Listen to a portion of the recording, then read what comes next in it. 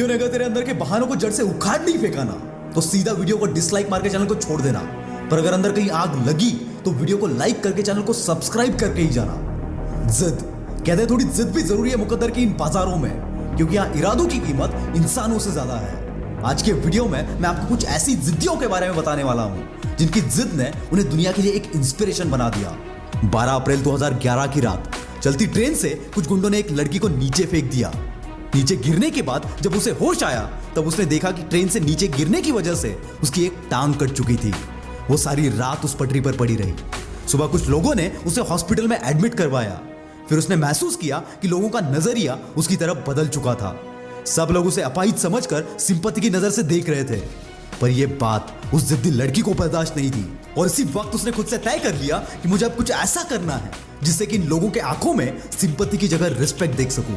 और उसने डिसाइड किया कि अब मैं वो करूंगी जो लोग दोनों पैर होने के बावजूद भी करने की हिम्मत नहीं करते। इस लड़की ने डिसाइड किया था माउंट एवरेस्ट चढ़ने का और इसने अपनी माउंटेनियरिंग की ट्रेनिंग भी स्टार्ट कर दी। पर जैसे कि हम जानते हैं, सोचने में और करने में बहुत फर्क होता है। जब इस बंदी ने अपनी ट्रेनिंग स्टार्ट की तब इसके घाव भरे नहीं थे, इसलिए थोड़ी देर चलने के बाद ही घाव से खून निकलने लगता था। इसके पास भी ऑप्शन था चोट का बहाना देकर पीछे हट सकती थी, लेकिन यह बंदी पीछे हटने को तैयार ही नहीं थी। इसने हर तरह का दर्द सहकर अपनी ट्रेनिंग कंप्लीट की और अब यह तैयार थी माउंट एवरेस्ट के लिए। पर चढ़ाई के दिन ही इसकी नकली टांग देखकर शेरपा ने उसे ऊपर ले जाने से मना कर दिया। पर इस जिद्दी लड़की की हिम्मत और जज्बा देखकर शेरपा को भी मानना पड़ा और फिर शुरू होती है एवरेस्ट की चढ़ाई। जब यह बंदी एवरेस्ट की चोटी पर पहुंचने ही वाली थी कि इस लड़की का ऑक्सीजन खत्म होने लगा। फिर भी यह बंदी पीछे नहीं हटी और अपने शेरपा से कहती है, जब मैं इतनी दूर तक आई हूं तो अब मैं यहां से जिंदा वापस जाऊं या मुर्दा, लेकिन एवरेस्ट की चोटी पर पहुंचे बिना अब मैं वापस नहीं जाऊंगी।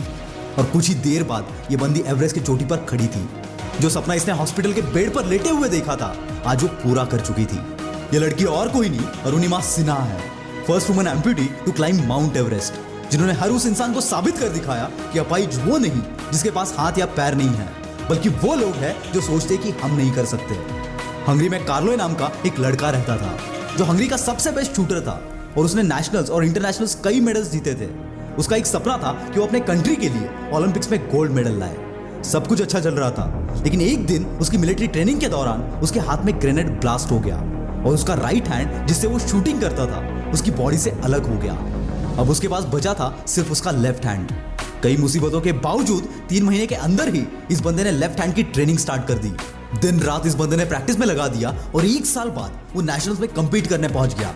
वहां सब लोगों को लगा कि वो प्लेयर्स को मोटिवेट करने आया है, लेकिन जब इस बंदे ने कंपटीशन में हिस्सा लेकर जीत कर दिखाया तब सब चौंक गए। अब उसका मकसद था ओलंपिक्स में गोल्ड मेडल जीतना, लेकिन बदकिस्मती से 1940 के ओलंपिक्स वर्ल्ड वॉर के चलते कैंसिल हो गए। फिर भी बिना हार माने ये बंदा 1944 के ओलंपिक्स की तैयारी में जुट गया, लेकिन 1944 के ओलंपिक्स भी वर्ल्ड वॉर की वजह से कैंसिल हो गए। अब इसका शरीर तो हार मान चुका था, पर इसकी जिद कायम थी और आखिरकार वो दिन आ गया 1948 के ओलंपिक्स, जहां सब लोग इसे कमजोर समझ रहे थे कि एक हाथ से अपाहिज आदमी क्या कर लेगा। वहां इस बंदे ने सबको शिकस्त देते हुए गोल्ड मेडल अपने नाम कर लिया। इसके बाद सब सोच रहे थे कि यह बंदा रिटायरमेंट ले लेगा, लेकिन कार्लोय ने 1952 के ओलंपिक्स में भी कॉम्पीट किया और फिर से गोल्ड मेडल अपने नाम कर लिया। कार्लोय से हमें यह सीख मिलती है कि हाथ से जिंदगी में कभी बोल कर नहीं आते। जिंदगी में चाहे जो भी हो जाए अपने सपनों का पीछा कभी मत छोड़ना। फ्रैंकलिन डी रूजवेल्ट, अमेरिका के 32वें प्रेसिडेंट, 39 साल की उम्र में पोलियो की वजह से उनकी हाफ बॉडी पैरालाइज हो गई, जिसकी वजह से उन्हें उठने के लिए भी किसी का सहारा लेना पड़ता था। हर कोई इनसे कहता था कि तुम अपनी प्रेसिडेंट बनने की जिद को छोड़ दो, लेकिन इस बंदे ने अपनी जिद को कभी नहीं छोड़ा। कैंपेनिंग के दौरान इनकी कमियों का कईयों ने मजाक उड़ाया कि जो बंदा किसी के सहारे बिना खड़ा नहीं हो सकता वो देश क्या चलाएगा। पर कहते हैं ना, जिद के सामने सब झुकता है। इन सारी मुसीबतों के बावजूद फ्रैंकलिन डी रूजवेल्ट अमेरिका के प्रेसिडेंट बने। उस वक्त अमेरिका के हालात कुछ अच्छे नहीं थे। अमेरिका उस सदी के सबसे बड़े इकोनॉमिक डिजास्टर से गुजर रहा था, जिसको ग्रेट डिप्रेशन भी कहा जाता है। इसके चलते अमेरिकन भूखे मर रहे थे और वर्ल्ड वॉर भी चल रहे थे। ये सब देखकर फ्रैंकलिन डी रूजवेल्ट ने अमेरिकन के हालात सुधारने के लिए बहुत सारी नई पॉलिसीज लाई, जिसको अमेरिकन सरकार आज भी फॉलो करती है। और वर्ल्ड वॉर रोकने के लिए इस बंदे ने यूनाइटेड ऑर्गेनाइजेशन की फाउंडेशन रखी। एक आदमी जो किसी के सपोर्ट के बिना उठ नहीं सकता था, उसने अपने जिद के बलबूते पर इतना कुछ करके दिखाया। इसलिए जब भी यूनाइटेड स्टेट्स ऑफ अमेरिका के सबसे अच्छे प्रेसिडेंट का नाम लिया जाता है तो फ्रैंकलिन डी रूजवेल्ट का नाम सबसे पहले आता है। दोस्तों, जब 1999 में कारगिल का युद्ध हुआ था, उस वक्त देवेंद्र पाल सिंह हमारे देश के लिए लड़ रहे थे और इसी में एक ग्रेनेड हमले में वो बुरी तरह घायल हो गए, जिसके चलते उनकी जान बचाने के लिए डॉक्टर्स को उनकी टांग काटनी पड़ी। इस हादसे में उन्हें कई चोटें आई थी। कई बम के ऐसे टुकड़े हैं जो आज भी इनके शरीर में हैं। सब कह रहे थे कि मेजर डीपी सिंह कभी चल नहीं पाएंगे, पर इस जिद्दी बंदे ने कहा, तुम चलने की बात कर रहे हो, मैं उठूंगा और तुम लोगों को दौड़ कर दिखा दूंगा। ये उन्होंने कह तो दिया, लेकिन उन्हें दौड़ने के लिए 10 साल लगे। 2009 में उन्होंने अपनी पहली रेस में हिस्सा लिया और आज डीपी सिंह इंडिया के सक्सेसफुल ब्लेड रनर है और इनके नाम 2 Guinness book of world record भी दर्ज है। हम सब ने अमिताभ बच्चन की पा मूवी तो देखी होगी, लेकिन कितने लोगों को पता है कि पा मूवी किसके लाइफ पर बेस्ड है? पा मूवी सैम बर्न्स नाम के एक लड़के पर बेस्ड है जिसको बहुत ही रेयर डिसीज था, प्रोगेरिया, जिसके चलते छोटी उम्र का बच्चा भी बूढ़ा दिखने लगता है।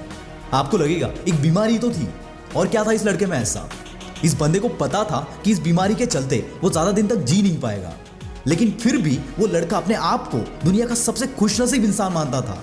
वो कहता था, जिंदगी में चाहे कितनी भी मुश्किलें क्यों ना आए, हमें अपनी जिंदगी खुशी से जीनी चाहिए। बदकिस्मती से ये बंदा बस 17 साल ही जी पाया, लेकिन जब तक वो जिंदा था उसकी जिंदगी का एक ही मकसद था, मैं खुश रहूं और मेरे आसपास के लोगों को खुश रख सकूं। इसलिए वो जितना भी जिया, लोगों को जिंदगी जीना सिखा गया।